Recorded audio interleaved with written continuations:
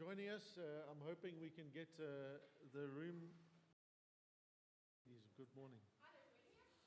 Thank you for being with us again.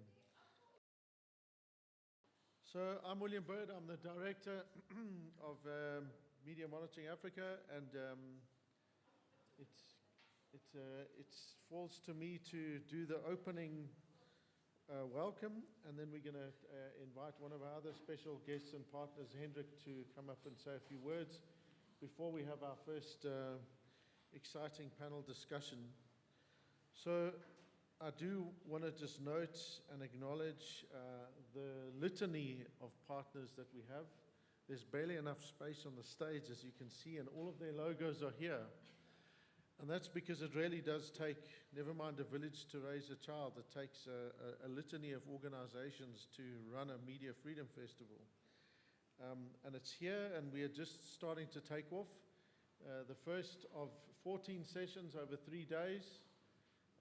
Each evening we've got something surprising, amazing, and delightful.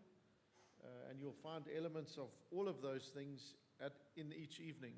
This evening, as an example, we've got the Rate the Hate game. For those of you that love hate speech, or at least the idea or trying to understand what hate speech is, we use a game show format to help unpack what that looks like, what constitutes hate speech, and to see just how difficult it is to identify, actually. This afternoon, rolling back from then, we've got a practical workshop for those that are wanting to identify hate speech, see what it looks like, and find out what they can do about it online. So for people that are activists, etc., we've got that session.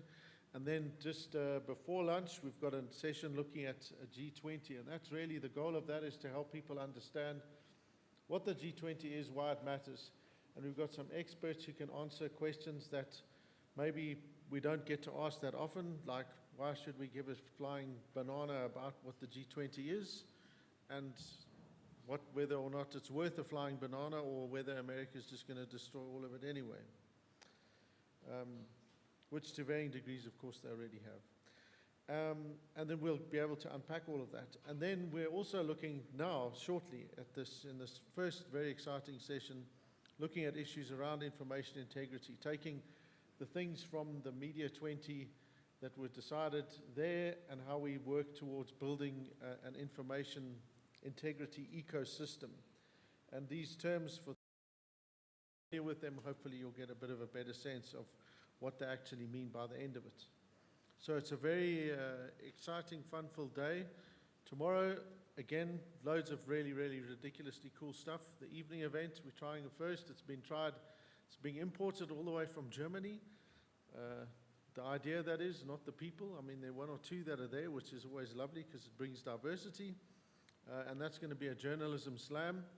Apparently one was run in Cape Town earlier this year, and it was massively successful. So we're hoping to show just how wonderfully successful this can be. And that's a process of helping people look at journalism as something that's fun, exciting, and links and relates to actual human beings instead of names and social media handles. And then on Thursday evening, our last event, we've got a really cool big announcement to make about MMA and the direction that we're taking. And before we get there, we're going to have Dan Corder. Those of you who find him lovely and all of his beanies attractive, we'll be able to see him live and in person, giving his thoughts on the media. So, of those things, and each day we've got really ridiculously cool sessions, from looking at young people and their needs and AI. We're looking at slap suits, weaponization of the law. We're looking at so many things, it's just actually ridiculous. And the reason we keep adding things to each of these sessions is because media freedom is such a multifaceted idea, and we wanted to make sure that we did some level of justice to what the concept is. So, again, a million thanks to all of our friends and partners. Their names are on there. Many of them are here this morning. Others will be with us in and throughout the day. Thank you to board members of MMA for being with us this morning. And friends. Right. Sorry, finding my notes. So I'm going to invite, just in just a moment, But I think it's also important to just think about the context in which this, because we're in a bizarre area where there's never been a greater need for credible, accurate, and reliable, accurate media system. And yet it hasn't been, since the emergence of new democracies, I should say, under such profound and existential threat as a system. Whether it's community-based, small commercial-based, whether it is public broadcast or public interest content service providers, or whether it's private established broadcast media, all of them are struggling. There's all sorts of challenges in South Africa. We know with our public broadcaster, whether they've got enough money to get through to the end of the month. These things are not clear. To give you an idea, they're the official partner for us, but of course they don't have money to help do live broadcasts in the nature of their financial situation. So the finances for our media sector are incredibly dire. Add to that the rise of this authoritarian approach, global press councils deliberately and systematically being attacked and denied what they're saying. We're seeing common practice for leaders of established political parties or leaders of like places like America, where lying is something that isn't condemned. In fact, it's routine and standard operating procedure. And just think about the connotation of that, or just the consequence of that it's now standard operating procedure for world leaders to just stand up and lie, to just make up whatever reality they want to. I'm not sure that I've seen a more humiliating or embarrassing moment, aside from our president having to endure that orange-haired lunatic in the White House. That was just ridiculous, and our president showed an enormous amount of dignity and compassion to be able to deal with that and not lose his cool.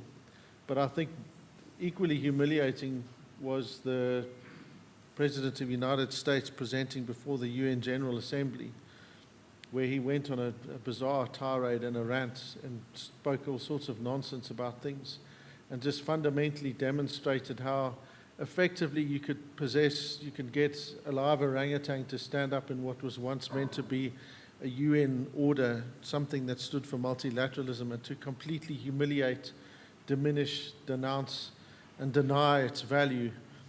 And instead of being booed off the stage, he was applauded. And that speaks to where we are in the world. So we are facing a litany of crises. Luckily, there's a litany of great people and organizations ready, standing to defend them. And one of these is the director of the media program of Sub-Saharan Africa of the Konrad Adenauer Stiftung, Hendrik Sittig, who's now based in Johannesburg. He's been here since October 2023. Previously, he was heading up their media program in Sofia. He's also worked in Moscow before that. He's also been with the German public broadcaster, so he's a man who has a clear understanding and deep love and passion for the need and importance of public broadcasting. He studied journalism, he loves it through and through, and he's got some of the most wonderfully positive and progressive views on all of these issues that I've been talking about. So, Hendrik, thank you very much for your support. It's over to you.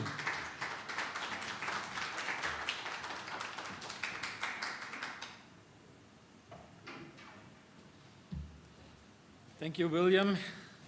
Guten Morgen. Wow, the Goethe-Institut is not necessary. Learn with us, learn with our media program, German, it's a nice one. Good morning, everyone. And of course, it's a real pleasure to welcome you on behalf of the Konrad Adenauer Stiftung and its media program for Sub-Saharan Africa. And let me start with some words about our foundation. As you may know, our foundation works globally. We have more than 100 offices worldwide. We promote democracy, the rule of law, and international cooperation. Through our media program, based here in Johannesburg, We support journalists, media professionals across sub-Saharan Africa. We organize conferences, workshops, researches, not only to strengthen press freedom, but also to foster confidence, resilience, and solidarity among journalists. That's why I'm especially pleased that we can this year support the Media Freedom Festival here in Johannesburg as a cooperation partner. Among other contributions, we have invited two journalists from Germany, Farangis Gafor from Berlin and Peter Stefan Herbst from Saarbrücken, and I'm confident that their experiences will enrich the discussions here. That's why a very warm welcome to both of you to beautiful South Africa and especially to Johannesburg. Now, the topic of my keynote is the importance of resilient media for a resilient democracy, how we can navigate the future of information. Well, you know, this is a topic that a journalist or a media expert or one could speak about for hours. Let me try to condense it into about 15 minutes. Dear friends, imagine a society where no one knows what is true anymore, where facts and fiction stand side by side as equals, where the loudest voice wins, not the most credible one. Sounds like a dystopian movie? Unfortunately, it's already part of our reality. We live in an era where information travels around the globe in milliseconds, but speed does not equal reliability. The digital revolution has enabled many things, but it has also created new risks. Disinformation, targeted manipulation of news, shrinking media spaces, economic pressure and political interferences are no longer fringe phenomena. They have become part of our daily lives. And at the center of it all stands democracy, vulnerable, yet precious and irreplaceable. Democracy is not self-sustaining. It requires care, protection, and active engagement. And one of its most vital safeguards is the media, are the journalists. Resilient media are not just a noble idea. They are necessity. They are the foundation of an informed society, the backbone of open debates, and the compass in stormy seas. Resilience means strength, the ability to withstand crisis without losing integrity. Media must be able to report independently, even when it's uncomfortable. They must uncover wrongdoing and corruption, even when it's dangerous. They must provide orientation when the world becomes confusing, and they must build trust through transparency, through quality, through values. But you know, this resilience doesn't emerge on its own. It needs structures, resources, and support. It needs people who believe in it and defend it in newsrooms, in politics, and of course in civil society. Ladies and gentlemen, let's look at the reality. In many countries, even in established democracies, journalists are increasingly under pressure. Newsrooms are being shut down, budgets cut, ownership structures changed, and with them, often the editorial direction. Investigative journalism is becoming the exception rather than the norm.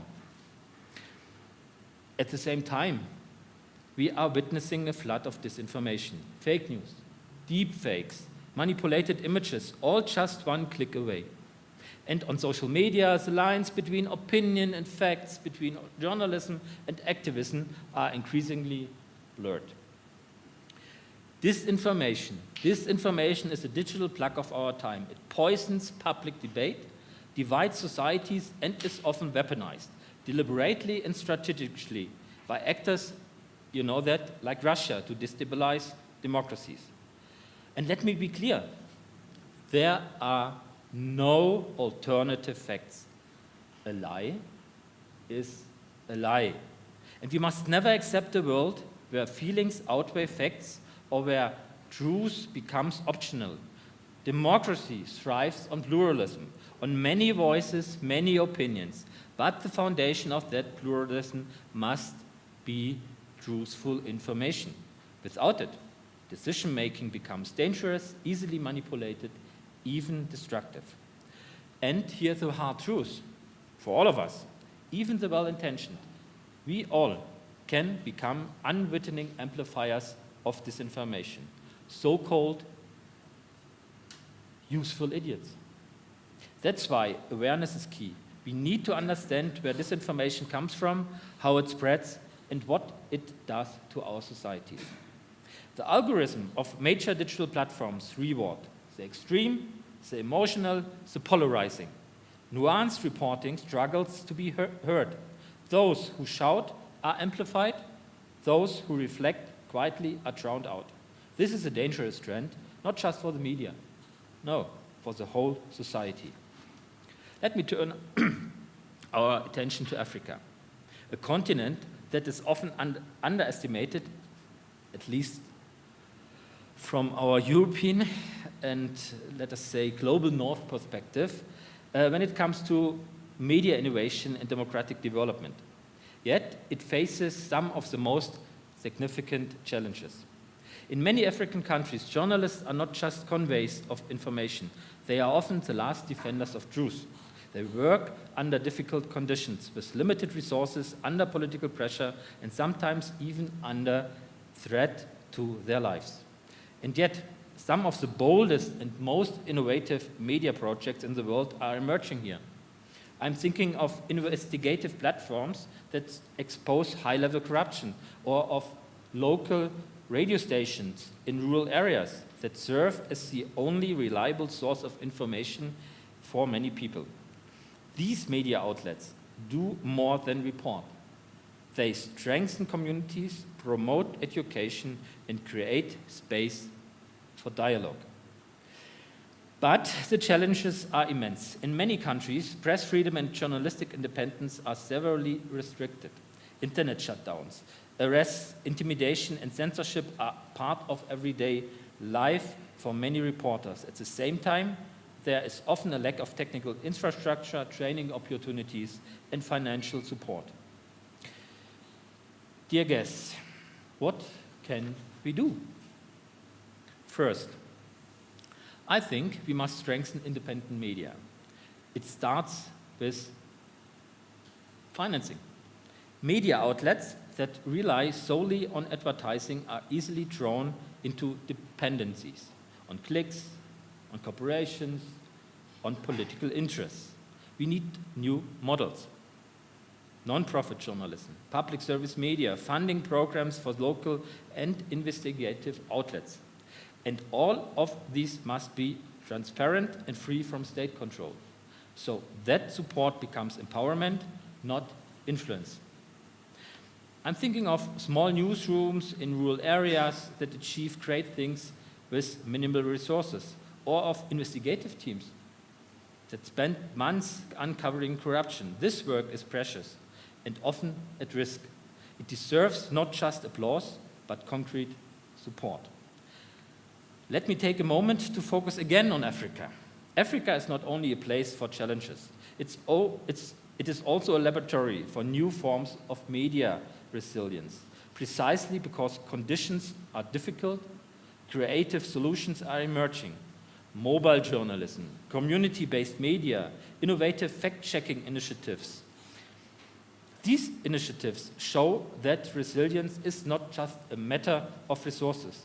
It's a matter of attitude, creativity, and solidarity. And they highlight how important international partnerships are. Let me return to the broader question of what we can do to improve the current difficult, or let's say challenging situation. My second point, we need a new information culture. In a world where everyone can publish, credibility becomes central. Media must disclose their standards, verify their sources, admit their mistakes. They must explain how they work and why. Only then can trust be built. That's why our media program organizes, for example, the annual Reporter Slam Africa. William mentioned it already, with journalists from various African countries. And tomorrow evening, the first time, the Reporter Slam South Africa. Journalists present their work in short and entertaining formats. In my view, it's a fantastic project. You are all warmly invited to attend. But you know, platforms like Facebook, X, or TikTok also bear responsibility. They must combat disinformation without endangering freedom of expression. They must make journalistic content visible, not hide it. They must disclose their algorithm and submit to public scrutiny. And again, this is about trust. Trust is not created by technology, but by values. By the willingness to take responsibility for content, for processes, for impact. My third point, education. Education is key. Media literacy must become part of our DNA. Children and young people need to learn how to question information, verify sources, and distinguish between opinion and facts. But you know that, but adults need these skills too, especially in times when conspiracy theories spread like wildfire.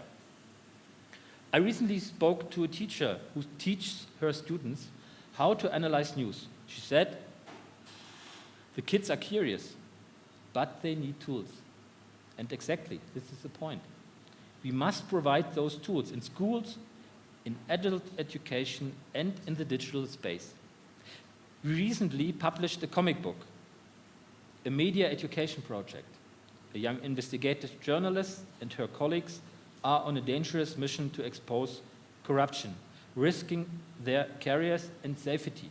They uncover a disinformation campaign powered by artificial intelligence and fight together to protect the truth. It's a really, really cool story. I recommend take a look. I think we have some exemplars here in the venue. My fourth point, resilience is teamwork. Media cannot be resilient on their own. They need a society that protects them, a political environment that doesn't instrumentalize them, an economy that doesn't exploit them, and again, international partners that show solidarity. Especially in Africa, we see how crucial this cooperation is. When local journalists collaborate with international partners, not only do better stories emerge, but stronger structures as well. Resilience grows through exchange, through networks, through mutual support. My fifth and last point, we must shape the future, not just react to it. Digital transformation is not the enemy. It is a tool. Artificial intelligence can help verify facts, detect patterns, and develop new formats. But it can also deceive. The question is, who controls the technology and to what end? We must not leave the future of information to algorithm. We must shape it ourselves with values, with responsibility, with courage, with a clear commitment to quality, diversity, and independence. Dear friends, a personal thought to close. I worked as a journalist for many years. And for several years now, I've been working with journalists and media experts through the Konrad Adenauer Stiftung. I have seen how media earn trust and how they lose it. I've seen courageous reporters working in dangerous situations, newsroom pushing forward despite resistance, and readers getting involved. And I have learned, resilience is not a fixed state. It's a process, it's a daily struggle, a shared project. If we want our democracies to survive, we must protect their media, not only of nostalgia, but out of responsibility. Because in the end, this is about more than media. It's about our democracy, our freedom, our future. The well-known author Timothy Snyder once said, Post-truth is pre-fascism. Let's reflect on that. Thank you very much. Vielen Dank.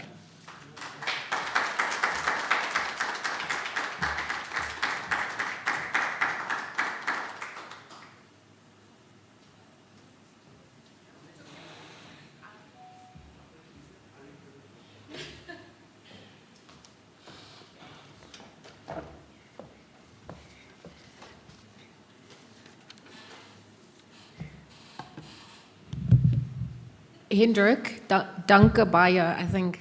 Is that how you say thank you in German? Tried. Okay, I tried. Thank you so much. So, good morning. Sorry, let me just do this. Good morning, everyone. Thank you so much for being here today. Hendrik, again, thank you for those opening remarks. I think you've aptly set the tone for what we can expect, of course, as we continue with this Media Freedom Festival. As William also mentioned, it comes at a time, against the backdrop of rising misinformation, disinformation, lack of press freedom, that diminishing as well, and of course just the ongoing economic challenges, issues of sustainability, editorial issues as well. So thank you for setting that tone. We're going to jump into the first part of this conversation. I'm Liezle Wilson. I'm going to be moderating this next session, just building up on the back of what Hendrik had echoed. We're delving into resilience and sustainability, right? Building a media ecosystem, and this obviously also just follows the M20 summit, the Johannesburg Declaration, and how we can actually turn policy into action. So you can see I'm going to be joined by our esteemed panelists and advocates and experts. They're going to be delving in with me, making sense and looking at possibilities and probabilities as well. I'm going to welcome Reggie Moalusi, Thandi Smith, Kate Skinner. I'm going to welcome Ayabulela Poro, as well as Peter Herbst. Welcome. If you can all make your way to the stage, we're going to get started rather shortly.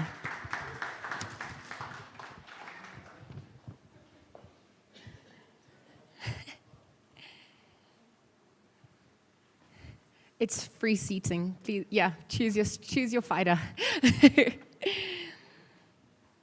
Thanks.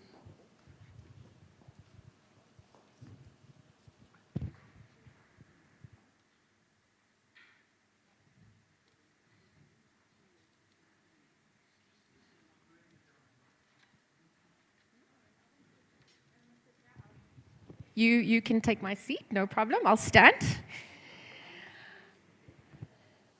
Okay, perhaps as we just finalize the setting, I've just been told not to alarm you, but let me just be the bearer of some information. Some of you might smell a burning smell. Nothing to worry about, it's outside, and it's just trickling in. So you're not going to burn, we're not going up, and we're not under siege, nothing's happening. So, not yet. Oh, okay. So just to allay that, we were sitting in front. Thank you. Thanks, Noor. I see my seat is ready. Hold on. Yeah, so just to allay those fears, because we were sitting in front and smelling something fishy. All right, so resilience and sustainability, building a media ecosystem that obviously lasts. What happens for this Johannesburg leg? Thank you to all of you for joining us. I think it's just befitting to perhaps just delve into their profiles rather briefly to understand in what capacity they're operating today. Ayabulela Poro, I'm going to welcome you. You obviously are the Manager for Stakeholder Relations and Communications at MDDA. That's Media Development and Diversity Agency. Welcome. Good morning. Let's give Aya a round of applause. Reggie Moalusi is the current Executive Director at SANEF. Thanks, Reggie. You are previously Editing-Chief of the Daily Sun and the Sunday Sun from October 2014 until November 2018. You've donned many hats, and you then went on to work for publications such as the Sowetan Sunday World, and you continue to be an advocate for media integrity at large. Welcome, and thank you. Let's give him a round of applause. Kate, you're on the furthest end there. Welcome. Kate Skinner is a friend of us as well here, Executive Director at the AIP, Association of Independent Publishers. which is the biggest community media, print, and online membership organization in South Africa. Kate, thank you for your tireless work and for advocating for the marginalized voices. Welcome. Let's welcome Kate as well. All right, Peter Herbst, you're up next. You're a member of the Board of Trustees of the Theodore Wolff Prize for Journalists, and you're also part of the advisory board of the German Newspaper Museum, head of public relations committee for the Federal Association of Digital Publishers and Newspaper Publishers, deputy chairman of the supervisory board of Public Kath GmbH, and an advisor to the Media Commission of the German Bishops' Conference, amongst many other titles. Welcome, thank you. Let's give him a round of applause. Last, certainly not least, Thandi closest here, Thandi Smith. Thandi has been working for Media Monitoring Africa for the past 14 years, and she currently is the head of the program for the organization, previously held many other positions in the organization, and she holds a master's degree in media studies, which she obtained from Witwatersrand, University of Witwatersrand, just down the road. And her dissertation examined issues of universal access in South Africa's digital migration. Thank you for your tireless work as well, and welcome. Welcome, Thandi. So, a few weeks ago, all of us gathered at the M20 summit, and there was a declaration that obviously was developed, handed over. We saw some important work that had been done previously in Brazil, and we know it's also coming as the USA takes on the baton following us. There's, as I mentioned, a backdrop of many issues that this all exists. Era of misinformation, disinformation, there's AI, there's climate change, there's protection, safety, security. These issues are not new. And so perhaps as we look at the title to frame, give context as well, perhaps I can start with an idea of what media integrity means for all of you. So Kate, I'm going to start with you on the furthest end. I want to look at what media integrity means to you. Perhaps in this past months alone, if we look at the adoption of the declaration of the M20, what progress, what regression have we also made since then? How do you define this integrity when it comes to editorial policy, when it comes to finance as well, but also the issue of public trust? It's over to you. Thank you so much. An absolutely amazing question, because media integrity is so critical. And I think what is really exciting for me is to be in the community media sector, which is a sector that is often marginalized, where a whole lot of voices that are not in the main metropoles basically get excluded. And I think the fact that we've been able to, definitely in the last couple of years, but before that obviously as well, we've been able to say, we've got to include the voices that are marginalized, but at various different levels. So for instance, we're very excited because as the Association of Independent Publishers, our publishers are in a whole lot of areas that are often seen as deserts, as media deserts. So for instance, it's small towns, it's rural areas, it's townships where you're based there, you're telling the stories from there. I think the other thing which is absolutely critical is around language. If we look at the media across the world, but if we look at it in South Africa, I mean, what languages are covered? It's basically English and a little bit of Afrikaans. I mean, of course, the SABC does play its very important role as our public broadcaster in terms of a number of the African radio stations covering that. But what we're really excited about and what we want to really push very, very hard is media and voices in your own languages, covering all the 11 official languages. And there's something extremely powerful about that. And so for me, that is what media integrity is about, is making sure that the voices are there from across the country, genuinely across the country, and in all the different languages. Thanks. Okay, thank you. Thanks, Kate. Aya, you're up next. Kate, I'll ask you to pass the mic over to Aya. Yeah, how would you weigh in, perhaps also specific to the work that you do through MDDA as well? Yeah, so I think I'm going to echo a lot of what Kate has said, because we do work quite closely with the AIP. I was in Ngalwa just last week, you know, and again, this is another remote and rural area, you know, where the station there, Ngalwa FM, is basically one of the few reliable sources of information that people can get, and again, in their own indigenous languages. And when we talk about this, it's not only the official languages that we speak, there are other languages that people communicate in those areas that we wouldn't even recognize, but information is made accessible to them, right? So we're talking about essentially, again, the role of the media, right, when it comes to informing, educating, entertaining, but also making sure that, again, that's done in a manner that people can trust, that people can understand, and I think, again, making that information available to them and really playing that key role. And I think as we're talking about the media landscape, and I think how exclusionary it can be to some parts of our country, there really are those areas, I think, that we need to really think about how do we include them within the media ecosystem, and how do we make, again, the information that they're getting reliable and trustworthy. So when it comes to media integrity, I think that's what, for me, really comes through.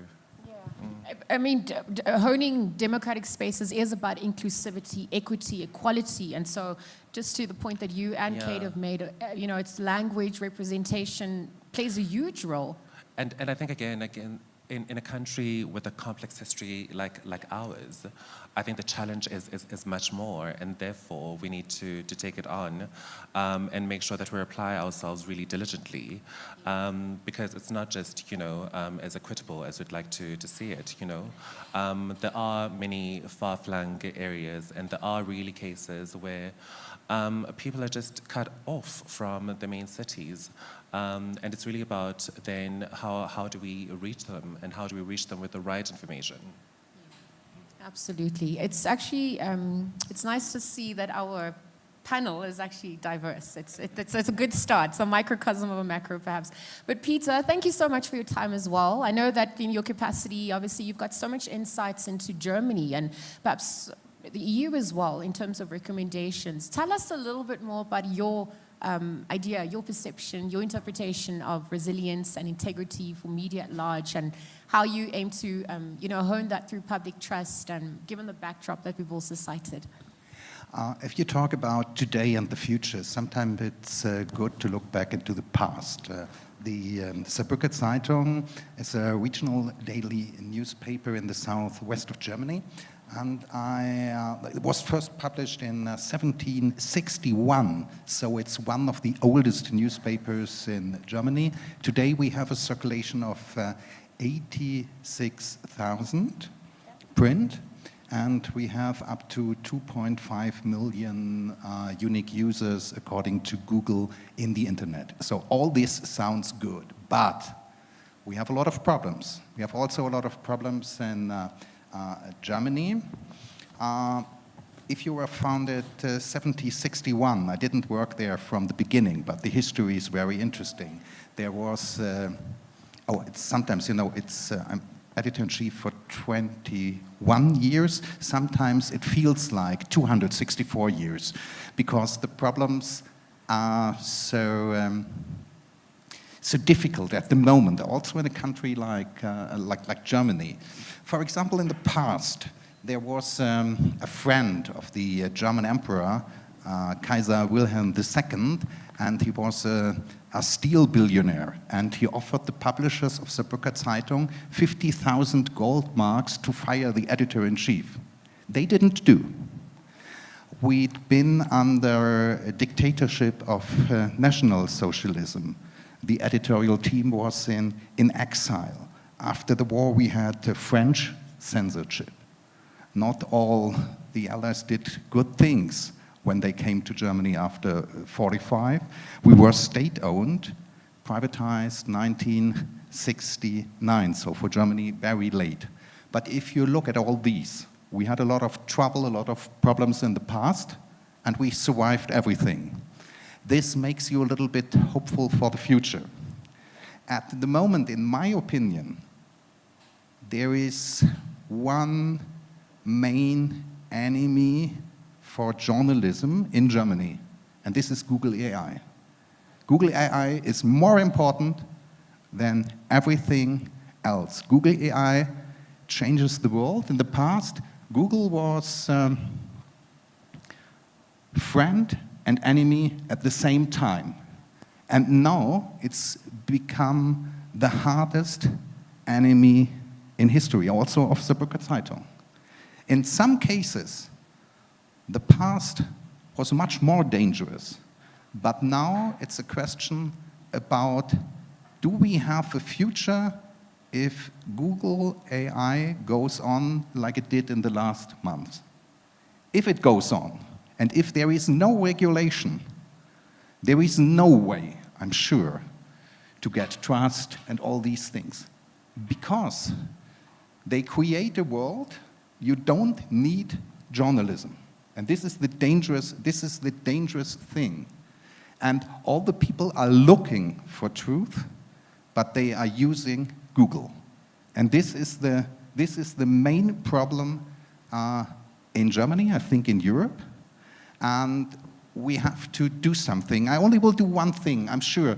Nobody in this room knows Martin Andre, but I highly recommend one book, Big Tech Must Go.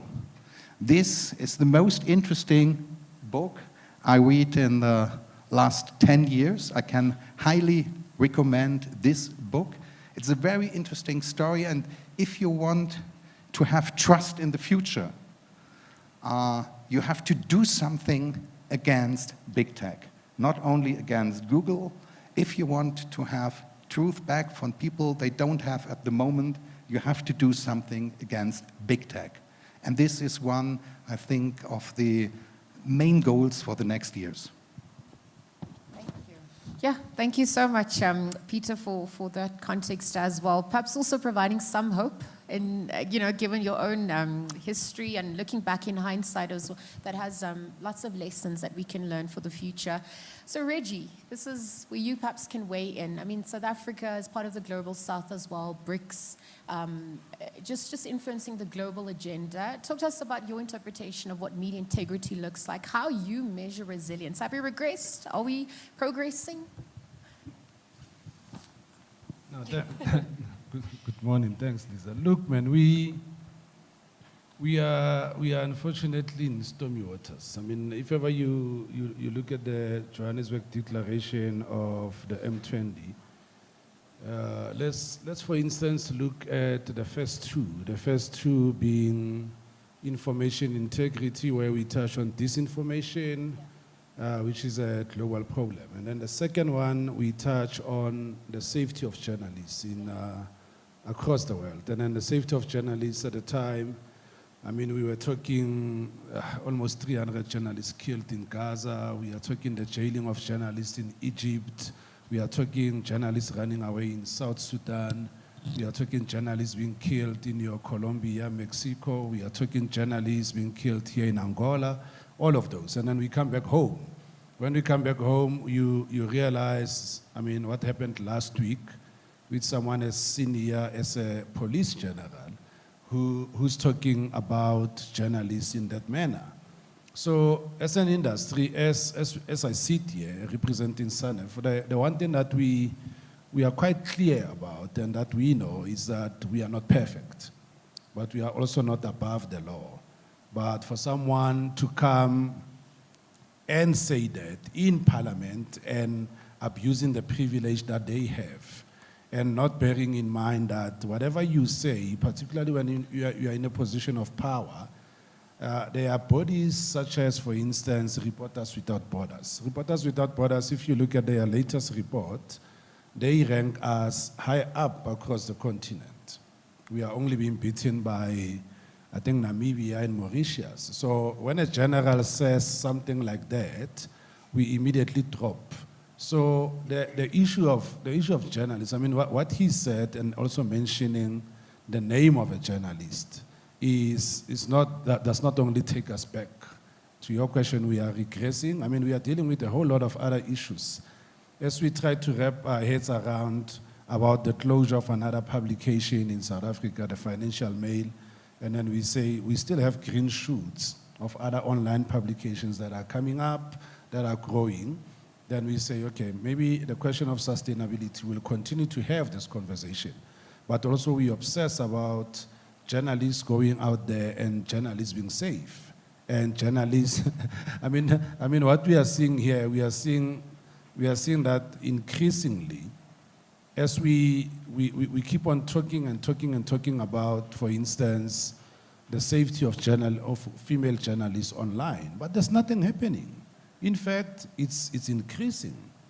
You know, it's increasing. And when we approach elections next year, it's what I was trying to tell some people last week to say, we've been talking for long, for way too long. I mean, as an organization, we'll come up with a glass ceiling, which is a decade-long thing that focuses on, you know, women journalists and all of that. But it cannot be, when I read the glass ceiling of 2018, where a Ferial Hafaji was attacked in that report and called all kinds of names, and I was like, no man, wait a minute. We are busy with another glass ceiling and we are still facing this in terms of female journalists. So there's a lot of moving parts that are ongoing. But those moving parts, as an industry, unfortunately, we are in these stormy waters where we think we need to sustain the work and the future of journalism, much as we say journalism is here. But journalism, when it's here, we are dealing with the most expensive overhead, which is we need to pay salaries. While we are dealing with that, we are dealing with the lack of big tech to act. I mean, we have always called out, say, for instance, X, on what I touched on the safety of female journalists. While we are dealing that, we are dealing with a government and a presidency that's not engaging the media as transparent as it should.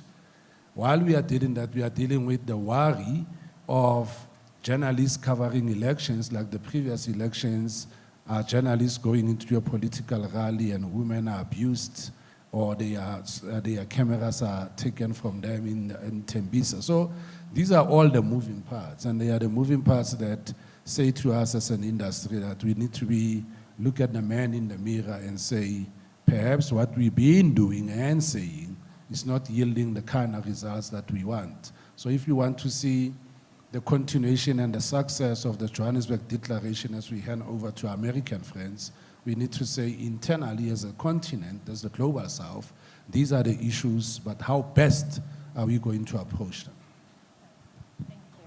Thanks, Reggie. Thandi, your dissertation, touched on access and obviously with regards to the digital migration and what Reggie's echoed with Peter, Aya, Kate as well. Talk to us about how you're viewing things. I mean, since you published your dissertation and whether we've regressed or whether we're progressing. I mean, it's safe to say we're not rearranging the chairs on the decks of the Titanic because we obviously are looking at ways to reinvent, right? But within that, finding that purpose, tell us about where you're standing at this point. So, it's interesting that you mentioned what I was looking at in the dissertation, because that was done in 2012, 2013, and the issues are still the same. It was at a time where the digital migration was really in there was a big focus and push from policy and regulation. There were a number of crises in the Department of Department of Communications. There was, it was very politicized, and the issues seemed to just continue and, in some cases, worsen over the last few years. And we still find ourselves at a point where, as MMA and SOS Coalition, we were in the Constitutional Court just a couple of months ago on this very case. So, if that's one indication of progression or regression over the last couple of years, I don't want to leave on or leave a very sort of negative or, despondent sense, but I think the situation is quite dire. We're talking about media integrity, and I think when we think of media integrity, we have to start looking at it as information integrity, because media and the traditional concept or understanding of media is changing. And so we're looking at it as, information integrity, and for information integrity for us means a healthy information ecosystem. And when we're talking about that, we're talking about diversity, plurality, a lot of what my fellow panelists have already touched on, but plurality, diversity, accuracy, transparency, and as a result of that, and most, I think, importantly, trustworthiness of information. Reggie mentioned some of the issues in the Johannesburg Declaration when we're looking at information integrity as one of the key things, but we will not get anywhere near to achieving information integrity or working towards it if we don't address things like journalist safety, online safety, open access to information, meaningful access, which brings in the issues of language and access to everyone, and universal public interest information. Absolutely. And we're imagining or reimagining possibilities and probabilities, but there is a risk. And Kate, I want to just go back, because whilst global compacts are being implemented and reimagined, is there a risk that local media is going to collapse in silence? And how dire is the situation at this point? Yeah, so I mean, of course, it's dire. I mean, I'd love to say, it's not so bad, it's whatever. But I think it's very important to just face that head on and say it is dire. But I mean, is there no hope? Obviously, that's not the case. And I think there are a couple of interventions that are being made right now that do give a little bit of hope. And I think one of them is this Digital News Transformation Fund. So it's an amount of money from Google. And I know. So we're fully aware of the issues and kind of walking on the knife edge, of course. But I think there is something interesting about this particular moment that the fund is being set up. I mean, in fact, it's more than set up. I mean, it's going through its first window of applications, and in the next month or so, we will actually hear who has got funding in terms of that first round of funding. So why do I feel positive about that? I think that the thing is that the possibility to experiment and to think through new ways of doing things is there. And I think, when I think about the fact that the Media Development and Diversity Agency has been around for many years, and we've had a lot of money coming into local media, and of course there've been successes. There've been various things that have happened, and so looking back at that and saying, so what can we do now, which is the same in terms of things which worked and different in terms of things that didn't work. I just want to put a few things on the table. Sure. So I think one of the big things is looking at shared services, looking at that overall ecosystem. And I think that what we've done previously is we've put funding into individual kind of publications. And and of course at that particular moment, yes, of course there was a certain amount of good that came from that. But I think what we're looking at now is a sense of you've got to deal with that overall ecosystem. And one of the most important things, I think, is making sure that you're putting money into publications, hard cash. And I think so. One of the things is around collective advertising. So it's collective advertising, and it's also collective support at the tech level. It's very, very difficult for individual small publications to be able to deal with, all the different tech issues. I mean, AI. I mean, so for instance, we've got and I'm going to leave you with this, we've got a small group of publishers that are now experimenting with AI. And of course, we're terrified about what AI is doing. I mean, there's no doubt about that. But there's also another way to look at it. Or simultaneously, you look at both. It's terrifying, and simultaneously, there's something incredible about the fact that you can literally build, content management systems for next to nothing. And the actual individual publishers can build those things, and they can build things which are really interesting around direct finance issues, looking at micropayments, looking at marketplaces of selling various goods and things. And the publishers themselves can actually design and do that work because it's now accessible to people with some, a bit of a kind of tech background. So what I think we need to be looking at is, as I say, these collective ecosystem kind of projects, and looking at using the tech now in interesting ways to build the sustainability, very directly build the sustainability of publishers. And I'm not saying this is any kind of panacea. I'm just saying there are little glimmers of hope in terms of being very intentional around that kind of experimenting. And maybe just the last thing is the collective collaborative way of doing things. Thanks. Okay, thanks, Kate. It sounds like collaboration is going to be the new way of competition. So let's reimagine that. Aya, let me then bring you into this because we've spoken about the role of local media, community involvement as well. What are the lessons that bigger publications or media outlets, national outlets, can learn from local media when it comes to trust, when it comes to community engagement as well? How would you like to weigh in there? Ooh. It's an interesting one. Sure, and I mean, if you want to extend it, obviously, then that looks at the role of us in the global south, in relation to the global agenda as well. Yeah. Yeah. I think there are a lot of lessons that they can learn. I think for a long time within the media industry, there was such of a top-down approach to the news agenda, which I find to be quite different with community media. I think this is information that you're getting directly from your communities and that you're sort of feeding from that environment, and which is why I think it's so successful in so many cases, because essentially you're talking to the issues that are relevant to your communities and the different communities. And then we also spoke about, the diversification in terms of language as well, right?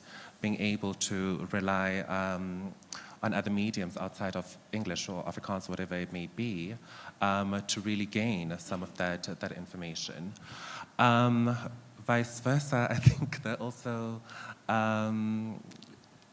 lessons that community media can learn from mainstream media. And I think from some of my experience, there's been a huge branding issue when it comes to community media, just in terms of how you set yourself up to stamp your relevance, right? And to make sure that, again, you're recognizable to the people that you serve, which is something that I think commercial media does very well. But I think overall, again, the other lesson, right, I think also in terms of the collaborative nature that Kate was talking about, and I think some of the issues that Reggie was also raising around some of the challenges. I think there is a lot of working in silos within the sector, right? And I think also a lot of fragmentation in terms of funding, in terms of policy, that really does a disservice to the sector, right? So for instance, with the funding that we give from the MDDA, that's really a grant, right, that we provide that only meets like a certain need for like a year, which now has been extended to like 18 months. But it's really not going to solve, I think, many of the issues that a community publication or radio station faces. Most of the time when we're talking about costs, if you receive funding from the MDDA, for instance, like 90% of that is going to printing if you are a publication, right? which means that you need to think of other ways that you can diversify some of that funding, which is again some of the lessons that I think then we can learn maybe from commercial media, but how do you diversify some of those funding streams? Same thing with radio stations, right? Most of those fees or grants that they get are going to signal distribution, they're going to studio equipment. We're not even talking about the fact that you need people who are going to be there to support your newsroom, right? Throughout the year, you have a lot of volunteers that are coming in. You have a lot of costs also related to transport or whatever the case is that really feeds how you get your content, right? So I think it's really also think about that broader picture and how really both can learn lessons from each other. And I mean, time is also a scarce commodity, right? Because it's 24 hours now. News is not stopping, so accessibility becomes key. So that's definitely something we also have to factor in. And Reggie, and I want to bring you to the conversation because you've heard about models, what's needed as well. But what are some of those models that are proving to be a bit more promising in enabling this ecosystem that we're trying to reimagine or create? Is philanthropy something that's working? Is that sustainable? Subsidies, public subsidies, is that something we can look at as well? Tell us a little bit more about what you're witnessing from SANEF's vantage point. Look, man, the real issue here is we need to accept traditional advertising is gone, it's dead. So the time I was editor-in-chief of a daily newspaper, I mean, at the time I knew that my biggest advertiser was ShopRite and the Pick and Pay owned Boxer. That was the money that was coming from those guys. They were my biggest advertisers who'd say, if we need to see the editor at a certain time, I need to jump and go see them.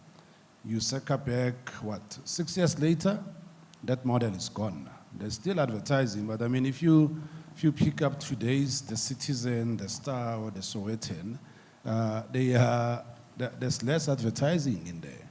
But if there's less advertising in there, you look at The Citizen online is growing, you look at Sowetan, Times Live, they're growing, IOL is growing, and those are the things that Google is looking at, the numbers they're looking at to finalize their showcase that they will hopefully announce soon. But that's the model in terms of paid for and not the freemium approach. But the other model where we need to see and that we need to really tap into is the diversification of media assets.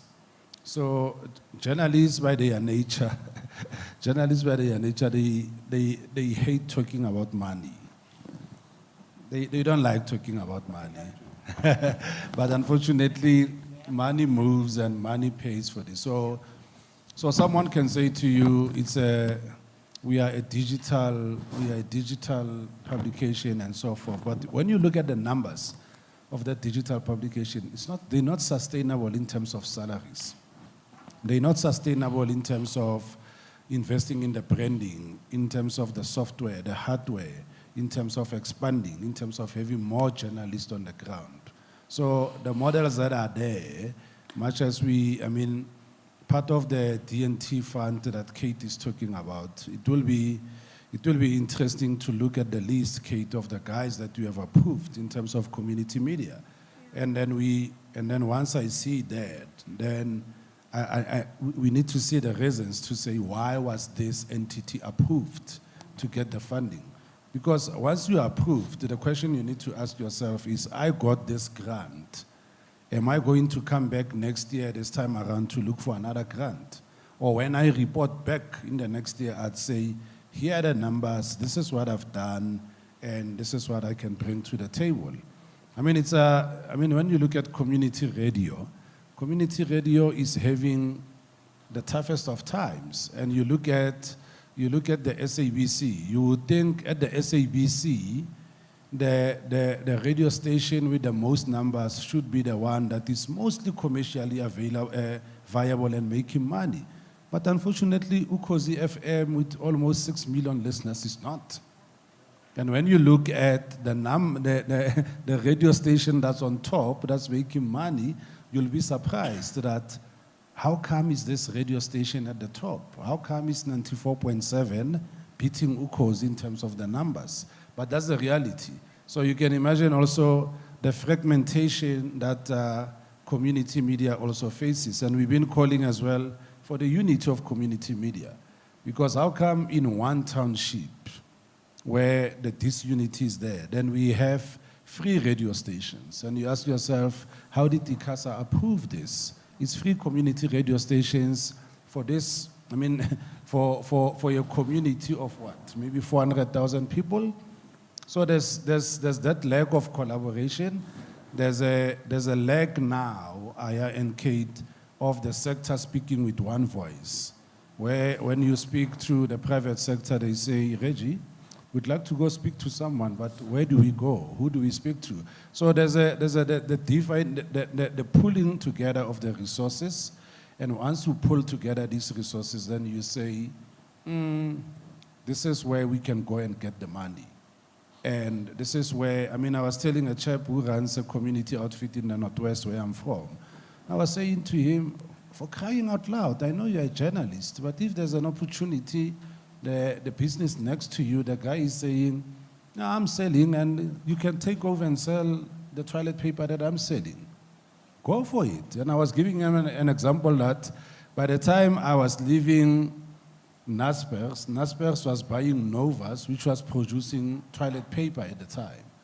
And that's what the diversification of business, but you can only do that when you are in community media or in the media and you want to be a serial entrepreneur, to say, well, there's a little cake out there, there's money out there, but I'm going to go in and get in the mud and fight for whatever little is there. Okay. Sorry, can I just add, Sure. Liezle? I think Reggie's just touching on something quite important as well, that's pointing to research. That I think also when we're talking about all these things and what's really needed in the sector, it's not just the capital to buy equipment or whatever the case is, but I think it's really also those insights that really drive, I think, strategy within the sector.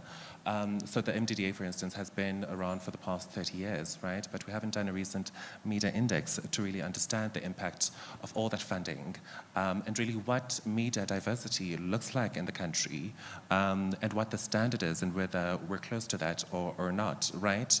So again, we're working in these pockets, right? Trying again to feed the system, but we don't really have, I think, the insights-driven sort of strategic intervention that's needed.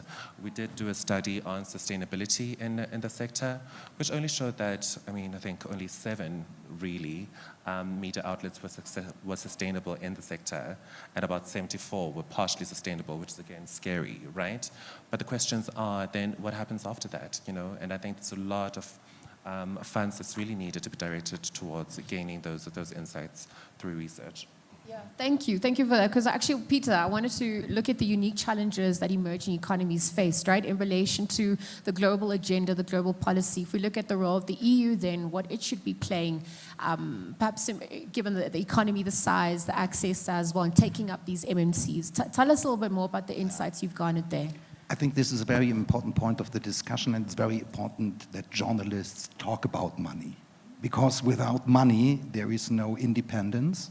And if you don't have a business model, then you don't have journalism on the long run. So it's very important. The thing is, at the moment, other people are making money with our journalism, with our content. And this is the problem. And in Germany and in Europe, we have different rules. We are liable for our content. Google is not. Google is making more money with my content than we do.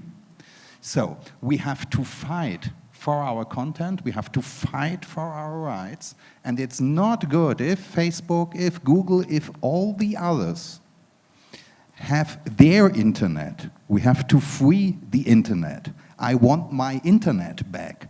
I don't want to give the internet to Google, to Facebook, to Amazon. They steal the internet. And 95% of the media time in the internet is by the big techs. There is a very interesting picture by Martin Andre. I talked about him before. He did graphics. If you see the media time of Amazon, of Google, of Facebook, it's high like this. 1 kilometer, 2 kilometers. And if you see the most successful news site in Germany, it's like this, 2 or 3 centimeters. This is the problem. And a part of this high media time is media time with our content, only a part of it, but an important part of it. And we need the money back others make with our content. And this is an important question, my opinion, for the future. The EU is the European Union is the second biggest market for big techs now. I think in the future, Africa will be the second biggest market for the big techs. So South Africa and Germany both are too small to fight against big tech. But I think at the moment, EU can, they try. But on the other side, they have a Trump administration. And the CEOs of the big techs are the buddies of Donald Trump. This is one of the central problems. And I can only say congratulations to your Johannesburg declaration. The analysis is perfect. But the problem is, what you want is also right. But the Trump administration and Donald Trump and the big techs, they don't want this. And this is the problem. And we have to open this fight. This is a fight for journalism. It's a fight for democracy. We have to do. Otherwise, everything is going down, and then we die in darkness. Not only we die in darkness, democracy dies too in darkness. Absolutely. And Thandi, let me pick up, just for the interest of time, on what Peter's echoed, because we have to look at innovation. What does digital innovation then look like? But in the same breath, to his point about America taking over the baton following us, our G20, what hopes are there of media freedom and integrity here, being sustainable then? It's like another dissertation loading. So you leave me with the easy questions. I'm giving you a PhD. I'm giving you time for your PhD.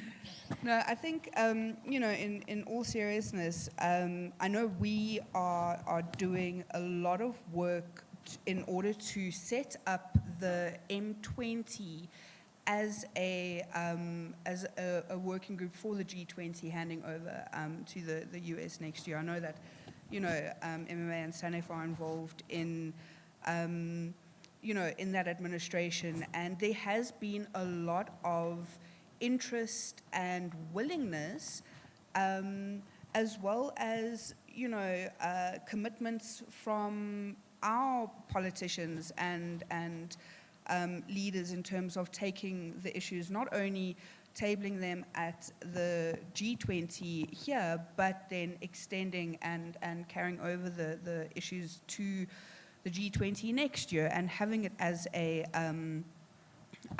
structure, as a formal structure. And so I think that, there is hope, but again, we've touched on the issue of big tech and politics, and it's one of these relationships that, we've seen what damage it has done in terms of our information ecosystem. The close relationship between these powerhouses and what the term that is being thrown around that we like to use is the broligarch as well. All that power in the hands of 3 or 4 white men, the broligarch. Mix that with, the political power and the Trump administration. Again, we've seen the consequences of that. And for us at MMA, you know, we've done a lot of reflection and a lot of work around how we address these issues, and stay tuned for Thursday. But, you know, for us, it's over the last few years, it's been about holding that line, about, you know, working on maintaining quality, maintaining independence, maintaining freedom of expression. And suddenly we find ourselves in an era where we're having to push that line, where you're now having to fight a lot harder for freedom of expression, fight a lot harder for independence. And now one of the big areas is, again, platform accountability. We mentioned, you know, elections coming up. And, you know, in the previous elections, we were able to get a framework of cooperation between Meta, TikTok, Google, IEC, and ourselves. X was nowhere to, you can't get hold of X. And so it is about, you know, holding them accountable and pushing. But I think if there's sort of a last phrase that I'd like to leave this with is, we no longer in a position to just hold that line. We now having to fight for those issues and to push that line. It seems like history's back with a vengeance, right? So if we look at some of the trends, we can't ignore that we're going to have to look at how we're going to show up bigger, badder, bolder as we continue to challenge truth to power. I've got a few more minutes, so I think just for anyone in the room, if there's any questions yes, amazing. Love this. A+ to all of you. All right. I'm just going to ask you 3 at a time. Stand up, please introduce yourself, the capacity you're standing in, your question, who you'd like to pose it to. Keep it short, sharp, succinct, and let's see how much we can get in there. The light is blinding. Let me just see who's going to get the mic first. Okay, all right, thank you. Good morning. Hi, good morning, everybody. My name is Simon Allison. I'm a journalist with the Continent newspaper. We're a Pan-African paper, and as such, we get a really good insight into media environments everywhere in Africa, but also around the world. One of the things that I have discovered is that South Africa is probably the best country in the world, certainly in the global south, to do journalism. We have an incredible enabling environment of laws, institutions, a lot of smart journalists, and yes, money is a problem, but there's still a lot more money here than in many other countries. And so my question to the panelists, many of whom have been personally involved in fighting and protecting that environment, is can we bank on that? As journalists working in this country for the next 5 years, 10 years, forget the money, but the legislation, the legal protections, the ability to practice our profession without fear, what are the main threats to that, and how optimistic are you that that enabling environment will continue? Because I think if it does, the rest will take care of itself. Okay. Thanks, Simon. Good morning. I'm Jubi Matlo. I'm an editor from Limpopo for SABC. I'm here in my personal capacity. Okay, you know, that disclaimer is very important. Thanks, colleague. But I want to raise a sectoral issue, which is very close to my heart. Because in the mid-90s, I was driving across the Free State, to Sitsoto FM, Fixback, to Ngalwa FM, to Senegal. When I was project managing the Department of Communications, you know, community radio infrastructure rollout. So the sector is very close to my heart. So what I would like to know, what is the bill? What is the total amount that the sector community radio is owing to Centec? You know, where is the money going to come from? And then the second one is in relation to digital migration.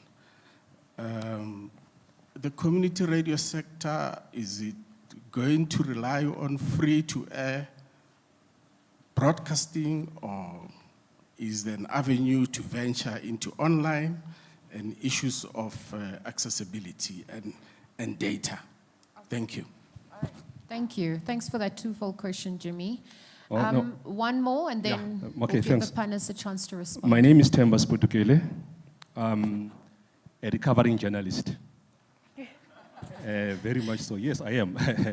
I worked in government, I worked in academia, but I'm still a journalist. So one thing that keeps worrying me, Kate, especially about MDDA, is that it's a sector established by government, yet still not supported by government.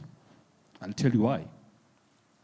How many times do government communicators put ads in community media? How many times do they take same politicians to community media because they prefer commercial media? But I've done a report on that, it's fine. Reggie, the elephant in the room. I got a question from one of my students last night about Lieutenant Colonel Mkhwanazi. And listening to your response and how SANEF responded, and I spoke to Hopewell, I'm sitting as a journalism student.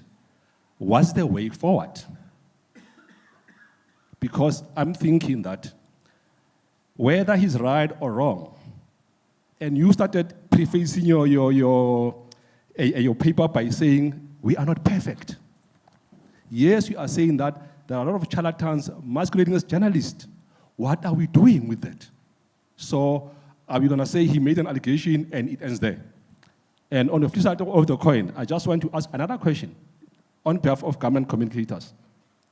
Government will say to you, if you are saying the government doesn't engage enough, they'll say to you, the minister in the presidency hosts media briefings regularly. They'll tell you that the president's spokesperson briefed yesterday. What would the response be in that? Because what you're saying, I just need something tangible. When you're saying they are not engaging enough, what do you actually mean? Thanks very much. All right. So anyone want to pick up on any of the questions that were posed there? There are other metrics that we can use to obviously measure the success of our medias. Okay. All right, let me... tackle the first one. Okay, all right. Okay. Just in response to the first question about the enabling environment, and yeah, I think we're still really proud of the fact that we do have the environment that we have in comparison to a lot of other countries, and whether or not it will remain that way for at least the foreseeable future over the next 5 years. I think that as long as we still continue to have the mechanisms and institutions that we have, the press council, our regulatory systems, we've got a very good chance. And I think from an MMA perspective, one of the things that we have grown into over the last few years is being one of the most litigious organizations in the country when it comes to issues of press freedom and freedom of expression. And as long as we are able to, as long as we have a constitutional framework that allows for that or enables that policy and legislative environment, we will keep doing what we've been doing in terms of fighting to protect that at that level. So I think we're at a very frustrating and difficult policy environment, but I think as long as we have the safeguards in place that we do, we can quite confidently say that we'll keep doing what we've been doing and protecting that from our side. Okay, so the role of government, money is owed to Centric as well, community, in terms of that digital migration as well. Who else wants to weigh in on some of the questions? Sure, Peter. No, I want to say something to the point about the situation in South Africa and the situation in Germany. I think the situation for journalists in South Africa and Germany is better than in many other parts of the world. This is a good thing, and we can be happy if we are journalists in South Africa or Germany. But we also have the obligation to fight for the others. This is one thing. And we have to make out the best of it. of this situation. And there we are not at the end. We need more, especially in Germany, the bigger media companies. It's in Germany still a 7.5 billion business, only the newspaper business, 7.5 billion. So it's still a big business. It was a bigger business in the past. It's still a big business. So we have to be more creative. We have to learn from the small. This is right. We can learn a lot. The big companies have the big money, but they are not the fastest. So we all have to learn to run. All right, Kate? Go ahead, Kate. Yeah, so thank you for those questions, some like really good ones. So I just want to touch on the issue of the ecosystem and you know, the fact that, and it's a wonderful thing that you're saying that it is, that in fact, the fact that we've got all of these different NGOs, self-regulatory bodies, co-regulatory bodies, etc., actually does make a difference to journalism on the ground. That's what we've always hoped for. And I think that there's something incredibly strong about all the organizations that exist within South Africa. And I think when I look today at the Media Festival and I look at all the amazing logos, it shows that kind of collaboration is super powerful and it needs to continue. But there's one thing that I want to say just in terms of funding of that ecosystem. And it's very difficult just in terms of donor funding drying up, with the whole kind of Trump environment, etc. And I think what we've got to do is really lean hard on the corporate sector and the amount of money that comes to media in terms of CSI. And in terms of advertising, but I think that's one of the things I want to push really hard because those are South African corporates and that money comes, you know, hopefully to the ecosystem, you know, and obviously to the media itself. So I think that's really critical. And then I just want to talk about the issue of government advertising, which is so critical to the small players, to the big players. And I think that there's, you know, we need a lot more research on how this works. There needs to be a lot more coordination, a lot more transparency around it. And just one last thing, just because I've picked this up a lot from the community media sector, is that there's these crazy intermediaries that are out there that soak up a huge amount of money between government and the small publishers and radio stations. And that is a crazy situation. We can't have that. And I think there needs to be some research done around that and a transformation of that because that money needs to come to the actual media itself. So yeah, so thank you for the questions. Yeah.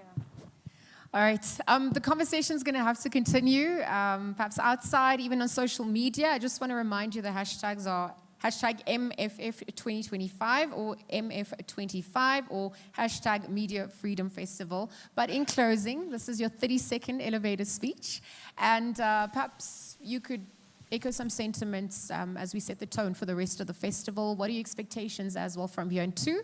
Nothing new under the sun, but how do we reinvent that wheel? Aya, let me start with, oh, actually, Kate, you've got the mic. Start with you, and then you can pass it on. Thanks. Well, I think this has been a great start. So thank you for the opportunity to talk about one of the most critical issues, which is sustainability. So I think that's going to be a thread all the way through. Thanks. Thank you. A great start as well. MMA always feels like home. Yes. And I think in closing, what I do want to say, excuse me, and especially to the journalists from the continent, is that I think that is such a powerful question. You know, take nothing for granted, right? I think if there's any lesson from the global events, is that you have to fight for this freedom, right? And again, we have to intervene all the time, and especially when it's crucial. And I think it's one of those moments, and this is certainly a great way to start. So, thank you. I also have to say thank you. The first two good ideas I had in the lobby to deliver a newspaper via WhatsApp is not usual in Germany. I will take this idea back to Germany. Thank you very much, Simon. This makes this trip to Johannesburg very worthwhile. Thank you very much for this. Thank you very much to the Konrad Adenauer Foundation for bringing me here to Johannesburg. It's an interesting city. I can say again, congratulations to this. This is a really good paper. I liked it very much. I will bring this back to Germany. and I like to discuss the ideas about the ideas in the paper. It's one of the best papers I read on this issue. So thank you very much for everything. Thank you. Reggie? No, thanks, Liezle. I think you missed Themba's questions, but quickly. Themba, look, man, there's no journalist who's going to jail, but the reality is that rogue journalists are dealt with. I'll give you a quick example. A few years back, Walimbele, who's a veteran editor, had a journalist in his newsroom asking for a bribe of 700,000. And we only asked him one question as SANEF, what are you doing? He said, I'm dealing with this person.